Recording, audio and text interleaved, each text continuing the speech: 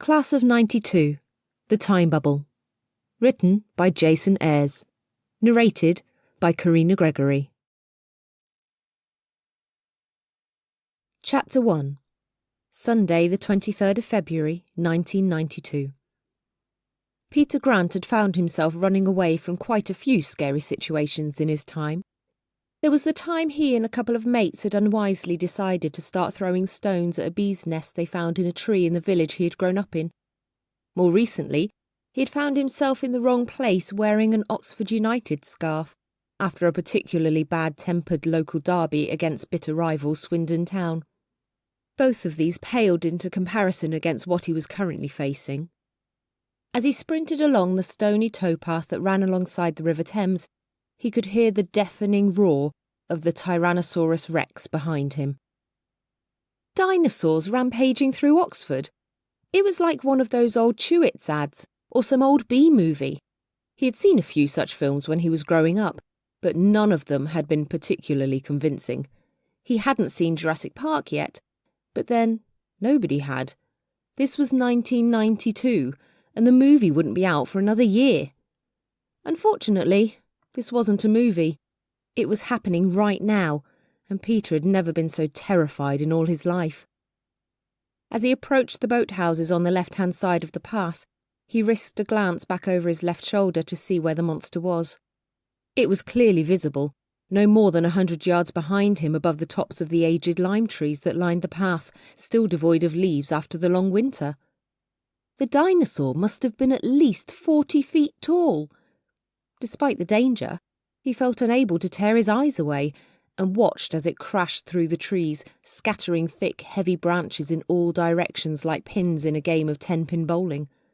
As it did so, it roared, revealing a row of hideous, razor-sharp teeth dripping with saliva as it sought out its prey. Peter could hear screams in the distance from the other side of the park, but there was no one else on the towpath. It was late morning on a cold, late winter day, too early in the year and too cold for the throngs of tourists that flocked to this area for most of the year. Hopefully that meant that nobody else would be killed, but that was scant comfort to Peter. It also meant that there was no one else in the way for it to eat before it got to him. This was assuming it knew he was there, of course. Peter couldn't tell if it could see, smell, or hear him. For all he knew, the ancient creature was blundering around, probably in confusion, not even aware of Peter's presence. But the problem was, it was coming in his direction. Even if the giant yellow monstrosity didn't devour him, he didn't fancy being crushed to a pulp under one of its enormous feet. He had been quite surprised at the T-Rex's appearance. It was yellow, with mottled black markings, like an overripe banana. The movie makers had got that one wrong, he thought, as he ran towards the end of the path at the edge of the boathouses. He had only ever seen the dinosaurs portrayed as a greenish-brown colour. "Get a grip," he muttered, as he desperately tried to focus on the rather more pressing matter in hand. Here he was fighting for his life, and he was ruminating about the colour of dinosaurs. Perhaps he ought to concentrate more on not acquiring the unenviable record of being the first person in history to be killed by one. This wasn't at all what he had in mind back at the start of the year when he had resolved to make his life more interesting.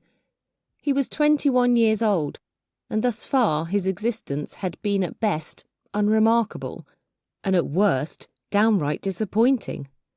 "Go to university," he had been told by teachers and parents. "You'll have the time of your life." But university hadn't turned out to be all it had been cracked up to be. He had got his place at the last minute through the clearinghouse system, after a set of A-level results that had been less than inspiring. A bout of glandular fever had struck him down midway through the last year of sixth form, turning him from an already listless youth into a positively lackadaisical one. His final results of 2 Ds and an E left him well short of the points he needed to get in to study physics at Oxford. In the end, he had to settle for a place at a teacher training college just outside Oxford, the only place left that would have him. Up until that point, he hadn't even considered teaching as a profession.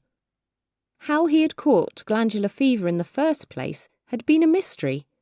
People had taken the piss when they found out, looking at him knowingly and calling it the kissing disease. Chance would have been a fine thing.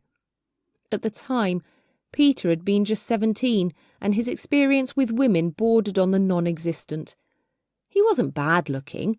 He had a slim build, his jet-black hair was cut fashionably short, and he hoped he had some decent dress sense, buying most of his clothes from Top Man on Queen Street. His problem wasn't so much how he looked, more that he was so awkward around girls. Going to an all-boys school hadn't helped. His only real contact with girls in his mid-teens had come through the local church youth group. Peter wasn't in the slightest bit religious. He had only joined because they had a table tennis table. He got on well enough with the girls there, but there was no question of any of them obliging any of his growing teenage fantasies. They were sweet, virginal, well-behaved girls who wouldn't dream of allowing a hormone-laden teenage boy touch their naughty bits. He wanted a girlfriend like Madonna. Specifically, like the tarty version of Madonna he had seen dancing on a canal boat in her Like a Virgin video. That had sparked a sexual awakening within him that was to remain unfulfilled through the long, lean years of the mid-1980s. Whilst he spent plenty of time alone in his bedroom fantasising about Madonna, kisses from real-life girls had been few and far between. If he had caught glandular fever from a kiss, it must have been incubating a long time, because the only decent snog he had enjoyed had been on a PGL holiday in the summer of '87 with a chubby girl from Cheshire. Other than that, 1987 had been like the previous 3 years, a complete desert. It wasn't helped by his schoolmates constantly bragging about their sexual conquests. On later reflection, most of their bravado had probably been bullshit, but he had believed it at the time, only adding to his feelings of inadequacy. He had hoped that this sorry situation might change when he got to university, but he was so late getting his place that there were no rooms left in the halls of residence. He couldn't afford to commute from his parents' village just outside Cheltenham every day or rent a room off campus, so he ended up having to stay with his gran, in Cowley, on the other side of Oxford. He loved his gran, and she was delighted to have him there, but she was old-fashioned in her outlook and made it clear there wasn't going to be any hanky-panky, as she referred to it, under her roof. From what he heard, there was plenty of hanky-panky going on in the dorms on campus, but once again, just like all those years at school with barely a girl in sight, he was missing out. After wasting the whole of the first year at college pining after a girl who later turned out to be a lesbian, he did eventually get a girlfriend during his second year. Thus, he succeeded at losing his virginity at what he considered to be the rather late age of 19. The relationship wasn't to last and fizzled out after a year or so. He liked Christina, but there was simply no chemistry between them. They were more like mates than lovers, sharing common interest in the local indie music scene and going to gigs at the Dolly and the Jericho Tavern. They had only paired up in the end because they were the only two single people in a group of friends, and it seemed the logical thing to do. After a few dates, things did eventually progress to sex in the tiny attic room she rented in a crowded student house in Botley. He had been disappointed in the experience because there hadn't really been any passion at all. She had also been a virgin, and neither of them really knew what they were doing. It had all been rather mechanical, and not anything like the mind-blowing experience he had expected. Eventually, in the third year, they called it quits. Both were away most of that year doing their in-school training, and after several weeks apart with little contact, there seemed little point continuing. They just carried on as mates, going to gigs just as they had before they had got together. Then, at the start of their fourth and final year, Christina simply didn't come back. Perhaps she had decided teaching wasn't for her, but he had no idea. He thought about trying to get in touch with her a couple of times, but he didn't even have any contact details for her. He knew her parents lived in Wiltshire somewhere, but that was about it. Even if he could get in touch with her, what was the point? She'd clearly moved on. It was time he did the same. In the autumn of 1991, he was offered the chance to move into the very room she had apparently been kicked out of in the student house for non-payment of rent, but he knew he couldn't really afford it. On top of that, when he had broached the idea to Gran, she had suddenly developed a rather serious angina attack. "I don't know what I'd do if something happened to me and you weren't here," she had said. Admitting defeat, he realised he had no option but to stay put. From what he had seen of his nights there with Christina, all the other students in the house were having one non-stop party. But he tried to forget about that and concentrate on preparing for his final exams. Most of that fourth autumn term had been spent either sitting with Gran in front of her endless soaps, or up in his room listening to his favourite bands on his Walkman. By Christmas, he hadn't had sex for 10 months. "Things are going to change," he had said determinedly as he looked into the mirror on New Year's Day 1992. "Things have got to change." He needed to get a life and willed himself to go out there and get one. Saying it was all very well, but he needed a slice of luck too. Despite his lack of religious conviction, he found himself offering up a silent prayer for some divine intervention that might help him on his way. Now, as he desperately tried to avoid the rampaging dinosaur behind him, all he could do was reflect that if someone had been listening, they had given him significantly more than he had bargained for. Trying not to get squished by the T-Rex was just the latest development in a remarkable run of events that had begun with a man turning up on his doorstep claiming to be from the future. Now it looked like potentially ending with him being ripped apart in the jaws of a creature from millions of years ago. Had it been worth it? Life may have been boring before, but at least it was safe. Which was better? A long, boring life or a short, exciting one? At the moment, he would quite happily settle for the former. But then, he would never have met Rebecca. Rebecca. He tried not to think about her. This was no time for wondering about what might have been. He had to keep running, but it was getting difficult. The right shoelace on his cheap Barrett's trainers had come undone, and his shoe was becoming decidedly loose. This had been happening consistently ever since he had bought them. Why was it always the right lace that came undone? It was never the left. It was maddening.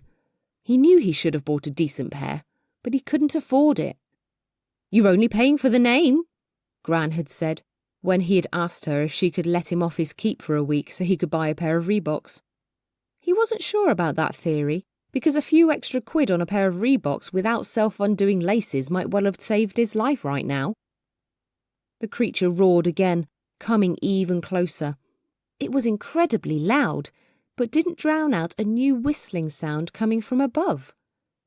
He looked up to see the unmistakable sight of a Harrier jump jet bearing down on both him and the dinosaur. Peter knew his planes and recognised it straight away. He also knew where it must have come from. Nearby RAF Bryce Norton. So, they were going to shoot down the T-Rex. That was great from the point of view that he probably wouldn't get eaten now, but very bad because the plane was heading straight towards him. As he watched, he saw a flash of fire from the front that meant it had just unleashed its salvo of AGM-65 Maverick missiles. If the missiles didn't hit him, there was a good chance the fallout from the explosion would, including the possibility of several tons of char-grilled dinosaur flesh falling on him. Despite the fact he possibly only had about 2 seconds to live, he found himself wondering what barbecued dinosaur would taste like. Why the hell was he thinking that? He really needed to get some sense of perspective. In the present circumstances, there was only one course of action left to him. He ran to the right, held his breath, and dived headfirst towards the murky waters of the Thames, his right trainer falling off as he launched himself. He hit the water just as the deafening sound of the exploding missiles reached him. Chapter 2. Wednesday, the 1st of January, 1992. Josh had been travelling for a very long time. Geographically, he hadn't travelled far at all from his Oxfordshire home, but chronologically, he'd come a long way. Initially from 2055, he'd been caught up in a time travel accident whilst visiting 2025 that had sent him spiralling further and further back through time. Just to complicate things further, his many jumps through time had also sent him into a strange variety of alternate universes. He had been to worlds ravaged by plagues and wars, where familiar faces weren't quite what they seemed, and where his life had been in danger on more than one occasion. Now, in one last desperate throw of the dice, he was leaping back to 1992, in the hope of finding the one person who might be able to get him back home. That person was himself. He had been gone for many months and would be gone for many more, even if this worked out. He would be arriving in January, nearly 6 months before hopefully another version of his future self would show up. Using his ailing tachyometer, the instrument by which he travelled through time, he materialised in his usual spot, beside the River Cherwell in Oxford on New Year's Day. He had picked the date and location carefully, but that didn't mean there wasn't anything to worry about. There was a real danger that he would once again find himself in some strange, alternative world that was so different from his own that he would have no hope of finding the salvation he sought. In a worst-case, life-threatening scenario, he wouldn't even be able to stay in the world. That would leave him having to travel on even further into the past. By his calculations, the next stop would be 1947. Even if he did find a friendly universe back then, he would still be in a world in which no one he had ever known had even been born yet. He would also have no immediate means of support in an England of rationing and austerity, just starting to rebuild after the ravages of World War II. That was assuming England had even won the war in the universe he arrived in. What if the Nazis had triumphed? That had been the staple of many a science fiction story, but it wasn't one he contemplated exploring firsthand. At least in 1992, as long as he was in a world similar to his own, he could survive, even if he was stuck there permanently. As he took in his surroundings, the initial signs were encouraging. Christchurch Meadow looked exactly as he would have expected on a midwinter day. The trees had long shed the previous season's leaves, some of which were still blowing around in the breeze around him. Crucially, the skyline of Oxford set against the leaden grey January sky looked more or less exactly as it should do. There were 1 or 2 familiar buildings missing, but he guessed they simply hadn't been built yet. So far, so good, but he wasn't taking anything for granted yet. He had been in times and places that had looked deceptively normal before, only to have some calamity or other develop. He needed to spend some time exploring before he could even think about letting his guard down. It was cold, but not bitter, which meant there were a few people in the park. As always, he cast an eye around to check that no one had seen him pop out of nowhere. Normally, it wasn't a problem. The tree beside the riverbank provided good cover, though this time it was noticeably smaller than it had been before. How old were the trees in this park, he wondered. It was the sort of thing most people probably never thought about because trees seemed timeless and permanent, changing very little from year to year. The only people close by were an elderly woman and 2 little girls, brightly dressed in colourful hats and scarves. They were about 50 yards away, standing next to a felled elm tree trunk, feeding morsels of bread to an eager crowd of hungry ducks. They didn't appear to have noticed his arrival. He began to stroll nonchalantly down the pathway in their direction. As Josh was about to find out, even if this was the right place, the right time, and the right universe, it wasn't going to be without its complications. He had arrived less than a minute ago, and already something extremely strange was about to unfold. The younger of the 2 girls looked up at him, but rather than go back to what she was doing, began peering at him intently. He felt uncomfortable and looked away, staring back at a small girl in the park who couldn't have been more than 5 or 6, simply wasn't something a 54-year-old man ought to be doing. But if he hoped to ignore her, he was wrong.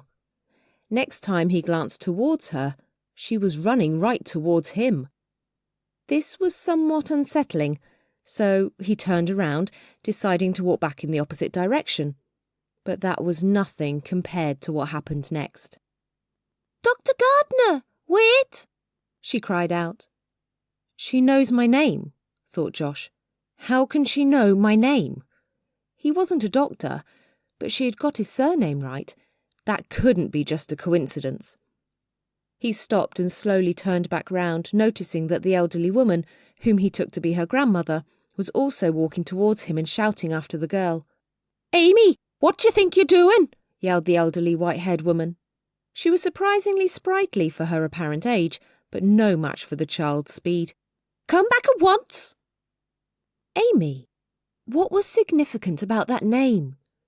She had now reached him, and as the words started tumbling out of her mouth, he quickly realised exactly who this mysterious girl in her rainbow scarf and bobble hat was. "Listen, we don't have much time," she began in her squeaky, high-pitched voice. "My name is Amy Reynolds. I was a nurse at the John Radcliffe Hospital in January 2025 when you came in and did something that sent me back in time. Now I'm falling backwards through my own life, and I need you to do something about it because in less than 2 weeks I'm going to reach a time before I was born, which I presume will mean I'll be dead." This was all said in 10 seconds flat, and it was as far as she got, because at that point her grandmother reached her and pulled her away, all the time apologising profusely. Josh himself didn't say a word, his mind working overtime as he attempted to digest and make sense of what she had just told him. Wriggling and trying to escape her grandmother's grip as she dragged her away, young Amy turned around to face Josh once more, shouting out, "Please, remember what I said!" Josh still didn't say anything, but he smiled briefly, giving her a barely perceptible nod of acknowledgement. He had taken in what she had said, even if he hadn't yet figured out exactly how all this had happened and what he could possibly do about it. Then he walked away, along the edge of the riverbank in serious need of a cup of coffee and some time to analyse this brief exchange and come up with some answers. It had come completely out of the blue, and certainly hadn't been something he had been expecting. He hadn't expected to be recognised by anyone in 1992. There was only one possible explanation. He had thought that it had only been him that had been affected by the time travel accident in 2025, but clearly it wasn't. Now it wasn't just him he had to worry about getting home, he was going to have to think about Amy too. Before he could ponder any further on that, he realised he had an immediate and new problem on his hands, or to be more precise, on his back. As always with his travels through time, he was wearing his trusty backpack, a navy blue fabric pack of the type favoured by hikers that stretched right down below his waist. Normally, the padded black straps provided plenty of comfort, even packed out as it was with all his time-travelling gear. But right now, it was anything but comfortable. Suddenly, he felt a searing heat through his shoulder blades and instinctively tore off the backpack. There was an acrid smell of burning rubber and plastic in the air and a fizzling and popping sound, as if someone had set a firework off inside. As he removed it and turned to look, that was exactly what it looked like. There were no visible flames, but the back of the pack was literally melting. He couldn't afford to lose his backpack. All his currency and detailed notes he needed to survive in the 20th century were inside. Despite the heat, he grabbed at the red-hot zip, trying to ignore the burning sensation searing through his fingers. He had a pretty good idea what was causing this, and when he wrenched the bag open, his suspicions were confirmed. The tachyometer, his only means of travelling through time, had gone haywire. It was glowing and sparking like an out-of-control electrical cable, and he knew he had to get it out of the bag right now before he lost everything. He just had to hope it didn't end up seriously injuring him, or worse, in the process. He tore off his coat and then his jumper, the blast of cold winter air on his bare arms a sharp contrast to the heat in his fingers. Using his jumper like an impromptu oven glove, he grabbed hold of the tachyometer, swiftly pulling it out and then quickly dropping it again as an agonising pain shot through his hands. This was hotter than any tray he might have pulled out of an oven. The tachyometer fell to the ground, sparking, bounced once, and promptly vanished from existence. Where had it gone? Or was it more a case of when? Thought Josh. The tachyometer had already been badly damaged by the earlier accident and had been barely functioning on his recent travels. Clearly his last trip through time had finally been too much for it, and it had gone berserk. Josh strongly suspected that it had probably activated itself, creating a new time bubble and sending itself off through time to goodness knows when. That settled it then.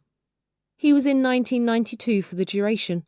There would be no more trips back through time, and all his eggs were now in one basket, being rescued by his future self. At least he was safe, or so it seemed. If this world was as normal as it appeared, then he ought to be able to survive. Safe he may have been, but comfortable he certainly wasn't. The burns on his hands were growing more agonising by the second. The temperature of the tachyometer must have been hundreds of degrees. Desperate to cool them, he stumbled towards the river and threw himself face first to the ground, getting covered in mud in the process. Then he plunged his hands into the freezing cold river churl, much to the consternation of the assembled raft of ducks, who scattered in all directions, quacking with disapproval. The water provided some temporary relief, but he knew he was going to have blisters at the very least. He just hoped it wouldn't be bad enough to require hospital attention. He'd had enough of hospitals for the time being, and goodness knows what primitive methods they used to treat burns in 1992. Josh had done plenty of research on the year on the internet before he had left his previous year, 2014, but medical procedures hadn't been part of it. Pain receding temporarily, he turned his attention back to the bag, which thankfully had not actually caught fire. He could see from the outside that it was badly charred and melted. Had his stuff inside survived? A quick glance around suggested that no one had seen the scenes that had just unfolded. Amy's grandmother had dragged her well away by now, and there was no one else nearby. Perhaps that was just as well, as the sight of a fully grown man lying face down on a muddy bank in the middle of winter, with his hands in the river, wasn't exactly inconspicuous. One thing his travels had taught him was that when arriving in a new time zone, it was generally a good idea to keep a low profile.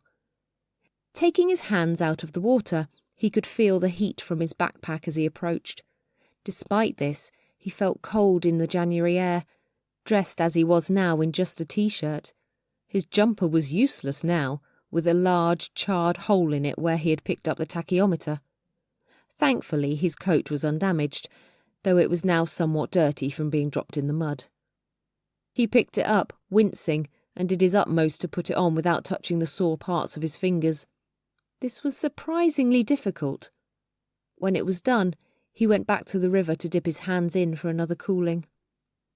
He knew any relief would remain temporary, so as soon as he removed his hands again, he went straight to the backpack, hoping it had cooled enough that he wouldn't cause himself any further burns. It was vital he rescue whatever he could from the bag.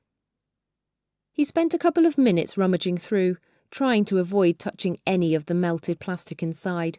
Most of his clothes were damaged, and he was also horrified to discover that he had lost a great deal of money.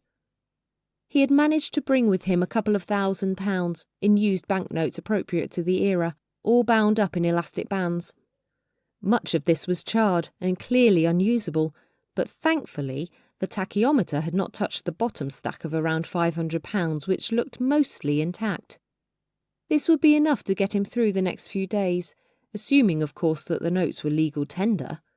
Not every version of Britain he had visited had used sterling. He had also brought 3 notebooks with him, with all the details he needed for this time period, including detailed sports and horse racing results, tabulated by month so that he could live a comfortable lifestyle funded by betting. Unfortunately, the first notebook, containing all the information for January and most of February, was as charred through as many of his banknotes. He was amazed it hadn't actually caught fire, but maybe the lack of oxygen in the bag had saved that from happening. He had no knowledge now, other than what he could try and remember, of anything that he could invest any money in now for several weeks. "So much for staying at the Randolph, then," he glumly remarked. Once spring rolled round, he would be fine. But how was he going to live for the next 2 months? He couldn't imagine £500 would get him very far, even at 1992 prices. If things got tight, he might even have to get a job. He hadn't had what most people would consider a proper job in years. Yes, he had a nice salary at the university, but it was hardly work. Most of the time, he was just messing about in the lab, chucking in the odd lecture when he could be bothered. What could he do in this time zone? Stack shelves in Tesco? With his blistered hands, he wouldn't even be able to do that for a while. He wouldn't even know how to go about getting a job. It would be hard enough in his century, but how would he find one here? They didn't even have the internet. He may have made copious notes about sports results and news stories from 1992, but very little to prepare for the reality of what actually living in this era was like. He thought about the smartphone in his pocket. It was now useless. It may have been charged up, but there was no network to connect it to, and even if there had been, there would be nothing to connect to. Wikipedia, Amazon, BBC News, Google, none of it existed. How did people find things out in this time period? Go to a library? He remembered there used to be one near Westgate called the Central Library, long closed down by the mid-21st century. Then there were newspapers, of course. He was pretty sure people used to advertise jobs in them. Presumably to get one, you needed some sort of identity, which he wasn't sure he even had anymore until he had properly been through the contents of his backpack. What a start this had turned out to be. First his encounter with Amy, then the demise of the tachyometer and much of his survival kit, not to mention the burns to his hands. Carefully picking up the still warm backpack, he tucked it under his arm as the straps he usually attached it to his back with were now welded to the edge. "Sod going for a coffee," he said to himself. "After all this, I need a drink." And with that, he finally began to make his way out of the park. Chapter 3. Wednesday, the 1st of January, 1992. Despite some cosmetic changes here and there, the heart of historic Oxford appeared to be more or less the same as ever. After all that had gone wrong already, it was reassuring to see that he seemed to be in a universe at the very least similar to his own. Now he just had to hope nuclear war didn't break out unexpectedly like it had once before. He made for his usual bolt hole, the Bear on Alfred Street, which seemed to be a reliable standby in any era and any universe. On the way he examined the scene around him closely, noting some of the differences between this time period and his own. Whilst the architecture might be timeless, the dressing around it wasn't. He noticed many squat metal dustbins on the street with black plastic lids. They were very different to the multicoloured wheelie bins of his century. There didn't appear to be any separate recycling facilities.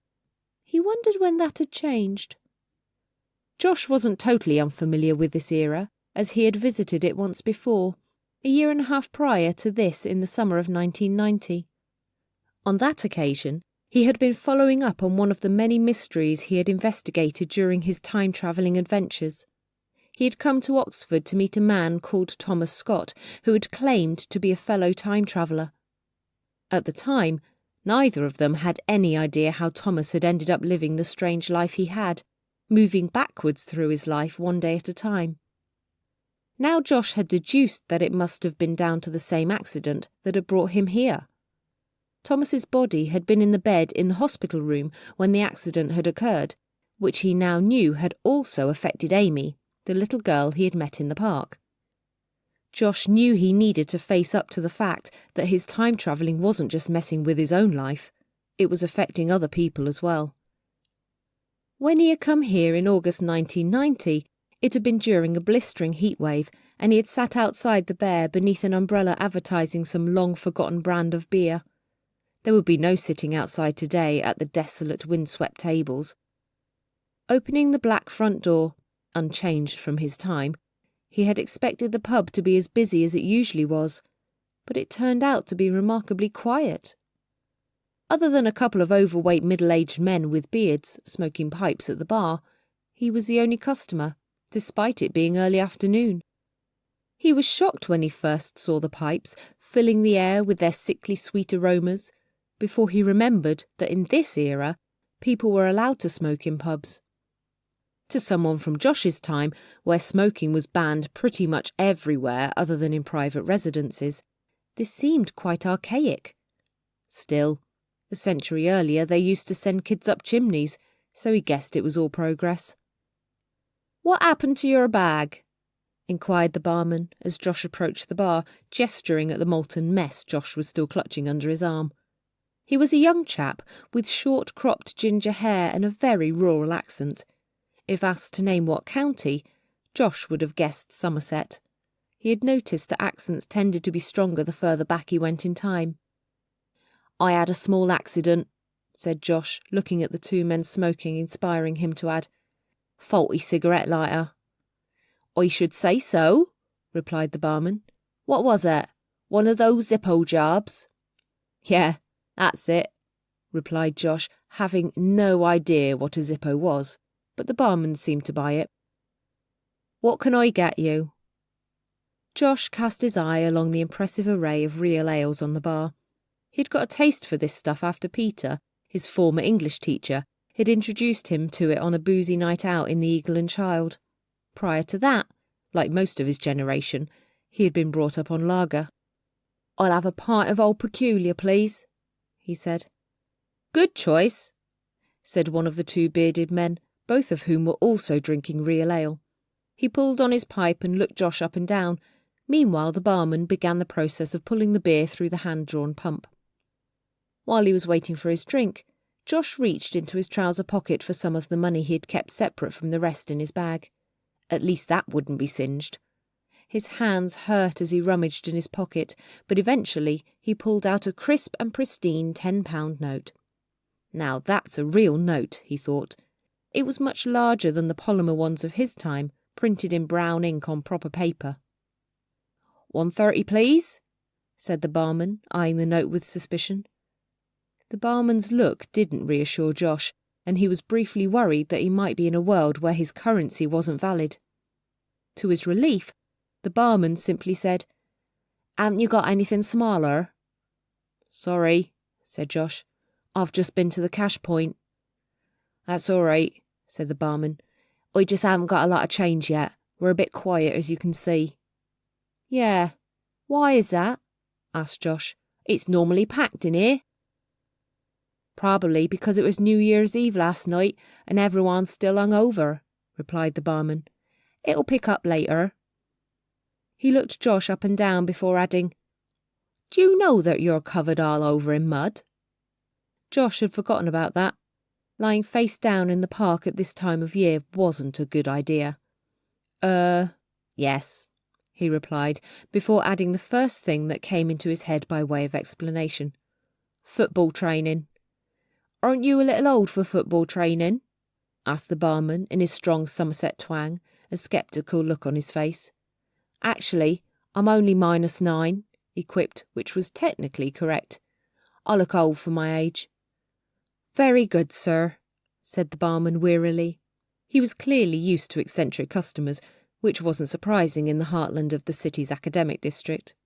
He handed Josh his change, then grabbed a tea towel from behind the bar and began to dry some glasses from the dishwasher. His body language suggested in no uncertain terms that the conversation was over.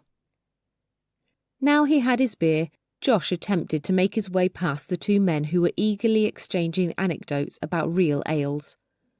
"Are you a member of Camera?" one of them asked him as he passed. "I'm afraid not," replied Josh. "Pity," said the man. "You should join. The more members we get, the better." "Yes, this lager nonsense is all flash in the pan, isn't it, Benedict?" said the other man.